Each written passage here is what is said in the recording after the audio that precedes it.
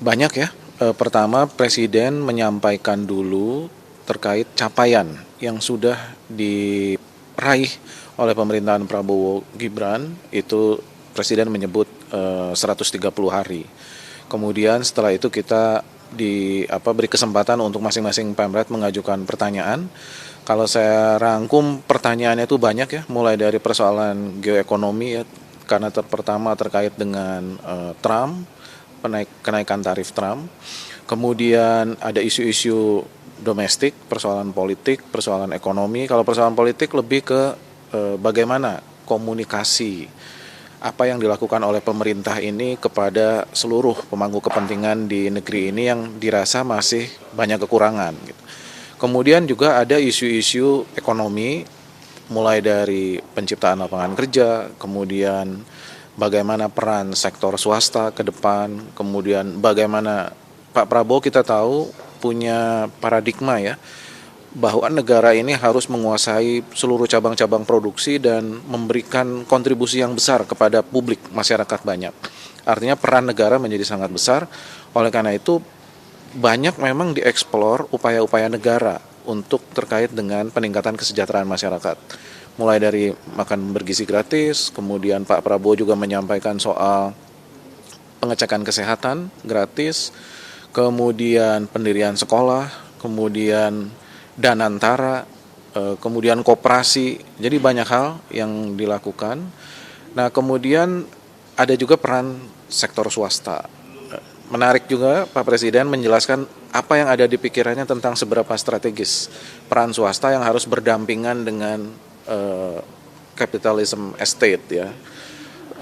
Kemudian ada peran koperasi dan ada peran dari UMKM. Jadi itulah isu-isu ekonomi yang disampaikan oleh Presiden. Tetapi ada juga isu yang lain, yaitu soal penegakan hukum. Gitu. Jadi bagaimana pertanyaan-pertanyaan kita yang kritis, bagaimana upaya Presiden untuk Pak Presiden berkali-kali menyampaikan negara yang maju itu adalah bebas dari isu korupsi. Gitu. Nah, pertanyaannya kita diajukan bagaimana Presiden menegakkan rule of law di negeri ini, mulai dari seluruh aparat penegak hukum, dimulai dari aparat penegak hukum juga birokrasi. Nah, Pak Presiden juga menyampaikan hal-hal itu, dan yang tidak kalah penting, kita juga menanyakan tentang hal-hal yang terkait demokrasi. Bagaimana Presiden merespon tentang kegelisahan dari civil society dan yang lain-lain, ada berbagai macam demonstrasi yang sedemikian besar, kemudian ada tindakan dari aparat juga yang cukup represif, itu seperti apa. Jadi banyak sekali tema, dan terakhir juga termasuk olahraga. Bagaimana peluang timnas kita ke depan. Dan di situ semua Presiden menjawab secara terbuka, secara spontan, tidak ada materi yang disiapkan secara terinci oleh Presiden, karena memang pertanyaan yang kita ajukan juga pertanyaan yang bersifat spontan gitu. Mungkin itu, Mas. Ya, hampir semua tema yang hot saat ini sempat ditanyakan ya sama Pak Prabowo. Itu bisa 6 jam, 8 jam nggak cukup. Tadi rasanya 2 jam, tapi akhirnya 3 jam lebih. Tentu tema tentang Danantara, RUU Polri, RUU TNI, korupsi, kemudian tentang peran swasta, tentang bagaimana dampak dari reciprocal tarifnya Presiden Trump. Kemudian tentu di awal Presiden menceritakan capaian di 130 hari MBG, kemudian pembangunan infrastruktur dan lain-lain. Jadi, tapi yang highlightnya menurut saya yang menarik satu, kami itu tidak ditanya mau nanya apa, sehingga Presiden itu tidak tahu kami akan nanya apa, termasuk akan dikritik soal apa. Menurut saya itu hal yang baik ya, karena masih ada narasumber yang suka nanya dulu pertanyaannya apa gitu ya. Presiden siap untuk menjawab pertanyaan apa saja, siap untuk dikritik, siap untuk di-challenge back dari jawabannya, dan semua pertanyaan dijawab cukup lengkap. Apakah jawabannya memuaskan atau tidak, tentu masing-masing kita yang bertanya punya ukurannya sendiri-sendiri ya. Tapi menurut saya ini langkah yang baik untuk menggambarkan keterbukaan dari pemerintahan Presiden Prabowo karena kan beliau mengakui bahwa ada masalah soal komunikasi publik. Nampaknya orang-orang yang menyampaikan komunikasi selama ini, satu, orang baru, nggak punya pemahaman mengenai public communication. Kemudian yang kedua juga tidak secara langsung mengetahui proses pembuatan keputusan yang berakibat bagi publik. Nah ini kan kita bisa tanya dan dijawab langsung sama presidennya. Jadi ini kesempatan yang langka yang harus dimanfaatkan oleh siapapun gitu. Kedepan acara semacam ini akan ditanda kutip ditradisikan itu atau gimana Mbak? Ya tadi Pak Wamen Komdigi Anggaraka Prabowo mengatakan bahwa rupanya Presiden merasa suka dengan interaksi tadi meskipun ada kritik-kritik dan berharap bahwa apakah setiap 1 bulan atau tiap 3 bulan diskusi dengan media ini akan dilakukan. Peserta medianya sendiri Mbak, apakah juga akan makin bervariasi lagi atau bergantian atau gimana? Kalau itu saya belum tahu karena benar-benar ini yang memutuskan adalah Wamenkomdigi Anggaraka tentu atas diskusi dengan Presiden.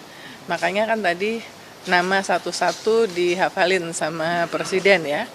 Jadi tentu Presiden mungkin memilih untuk kali ini media yang mana, tetapi ya tidak tertutup kemungkinan bahwa untuk yang berikut-berikutnya termasuk brainstorming. Artinya sebelum kebijakan publik itu diluncurkan, kan bisa juga untuk berdiskusi dengan media ya, masukan-masukan, terima input.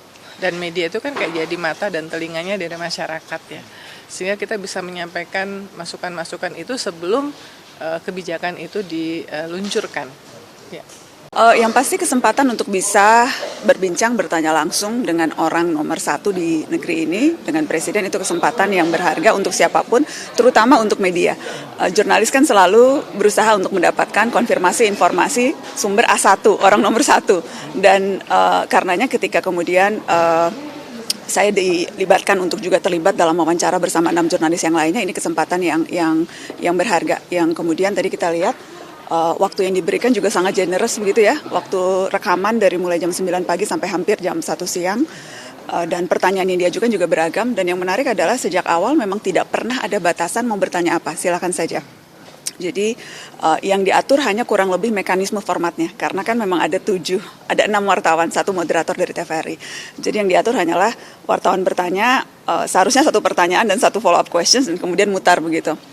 Tapi kemudian dalam perkembangannya kita juga lihat Pak Presiden tidak keberatan ketika kita juga mengajukan pertanyaan-pertanyaan follow up yang lain. Seperti ketika misalnya saya bertanya soal RUU Polri, walaupun moderator kerap berusaha memotong begitu ya, tapi kemudian Pak Prabowo malah justru tidak apa-apa, silakan bertanya saja. Karena memang saya merasa sayang kesempatannya ketika kita mengkonfirmasi isu yang penting dan tidak mendapat jawaban tuntas, padahal yang kita tanyakan langsung orang nomor 1 di negeri ini. Jadi itu yang membuat saya kemudian juga merasa bisa bertanya follow up questions yang lebih mendalam.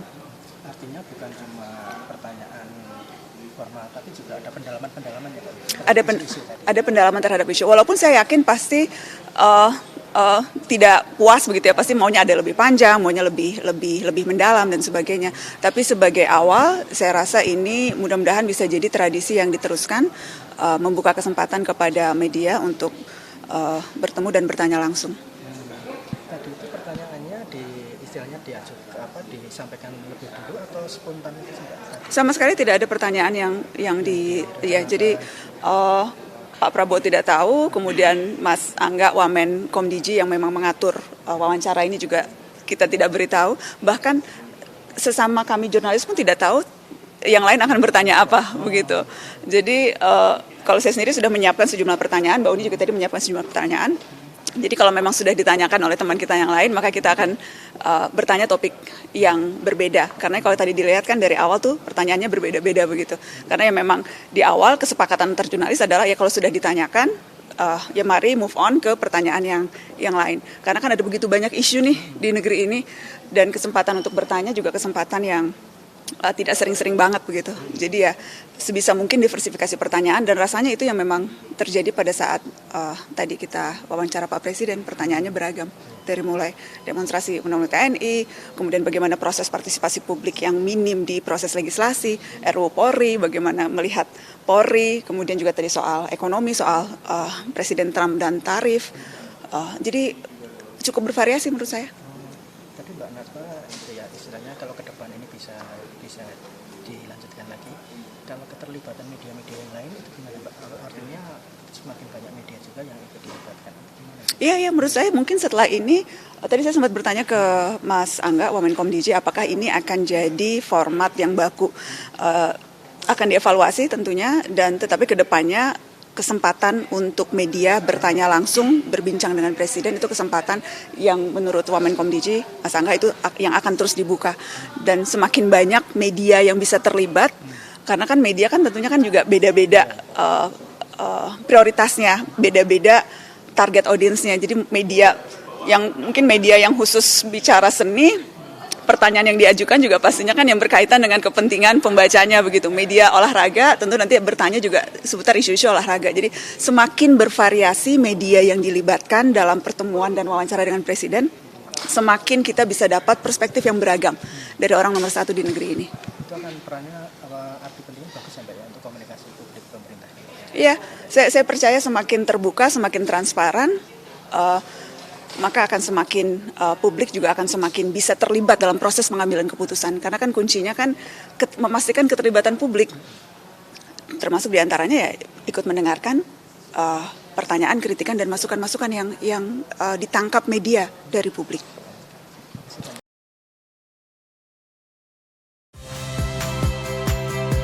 Saya Friska Clarissa. Saksikan program-program Kompas TV melalui siaran digital, pay TV, dan media streaming lainnya. Kompas TV, independen, terpercaya.